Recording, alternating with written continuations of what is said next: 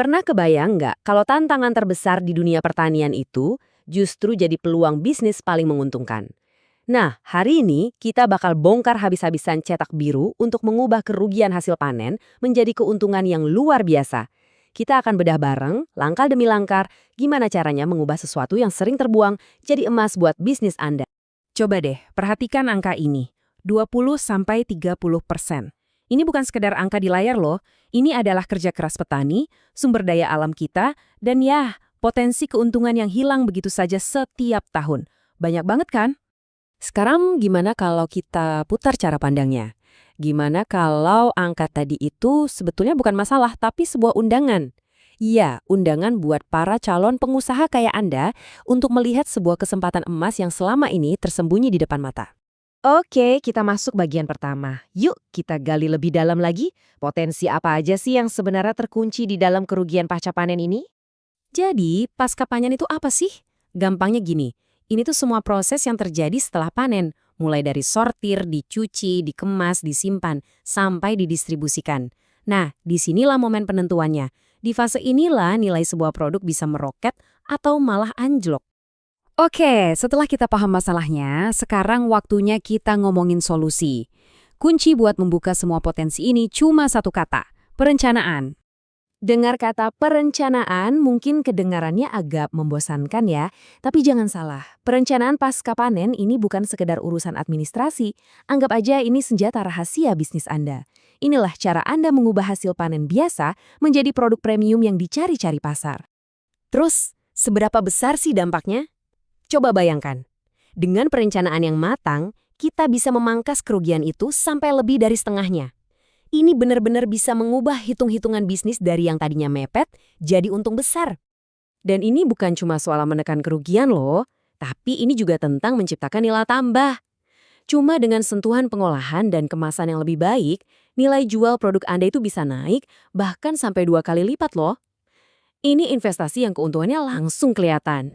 Nah, ini dia tujuannya. Bukan lagi sekedar gudang seadanya, tapi fasilitas yang bersih, modern, dan super efisien. Disinilah hasil panen yang segar itu diubah jadi produk premium yang siap bersaing di pasar modern. Dan semua ini dimulai dari perencanaan yang tepat. Oke, mungkin sekarang Anda sudah punya ide bisnis yang cemerlang di kepala. Tapi pertanyaannya, apakah ide itu beneran bisa jalan di lapangan? Nah, disinilah alat bantu kita berikutnya berperan penting, yaitu studi kelayakan. Anggap aja studi kelayakan ini kayak ronsen atau general check-up buat ide bisnis Anda. Ini penting banget, apalagi buat UMKM. Kenapa? Karena ini bisa mencegah kita dari kesalahan-kesalahan mahal, bahkan sebelum kita keluarin modal sepeser pun. Intinya tuh ini, dengan studi kelayakan, Anda nggak lagi berbisnis berdasarkan kayaknya sih laku atau sepertinya untung. Nggak lagi, Anda bergerak berdasarkan data, analisis, dan strategi yang solid dan bisa diukur. Prosesnya mungkin kelihatan rumit ya, tapi sebenarnya bisa kita sederhanakan jadi 3 pertanyaan inti. 1, pasarnya ada nggak? Ada nggak yang mau beli produk Anda? 2, secara teknis kita mampu nggak sih membuatnya? Dan yang ketiga, yang paling penting, secara finansial, hitung-hitungannya masuk nggak? Cuan nggak? Cukup ya teorinya, sekarang kita lihat bukti nyatanya. Kita akan lihat bagaimana kerangka kerja ini benar-benar bisa menghasilkan keuntungan di dunia nyata. Studi kasus kita yang pertama, sebuah fasilitas pengepakan modern, atau yang biasa disebut packing house. Mereka ini mengolah sayur dan buah segar dari petani, lalu dikemas dengan standar tinggi buat disuplai ke supermarket, hotel, dan juga restoran. Sekarang, coba kita lihat angkanya. Net BC ratio 1,66. Apa artinya? Gampangnya gini, setiap Rp1 yang Anda investasikan bakal kembali jadi Rp1,66. Artinya untung 66%. Dan dengan payback period cuma 3,5 tahun, modal Anda itu balik cepat. Ini bukan cuma bisnis yang layak, tapi ini model bisnis yang sehat banget. Nah, berikutnya kita lihat bisnis dengan skala yang sedikit berbeda.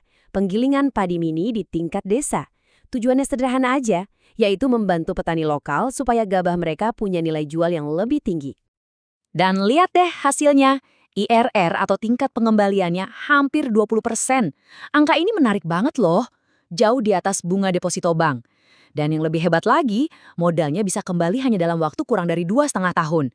Ini bukti nyata kalau bisnis skala kecil pun bisa super menguntungkan kalau direncanakan dengan benar. Jadi setelah ini apa yang bisa Anda lakukan?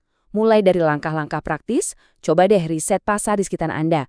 Lihat ada peluang apa. Lalu, pakai kerangka kerja yang ada di modul pelatihan ini buat bikin hitung-hitungan awal. Jangan malu buat ngobrol sama mentor atau pengusaha yang lebih pengalaman. Dan yang paling penting, mulailah dari yang kecil dulu. Uji coba idenya, baru kembangkan lebih besar. Kita tutup dengan kutipan ini ya. Peluang di sektor pasca panen ini benar-benar ada dan sangat besar. Sekarang, Anda sudah punya petanya. Sudah punya kompasnya. Langkah selanjutnya ada di tangan Anda. Selamat mencoba.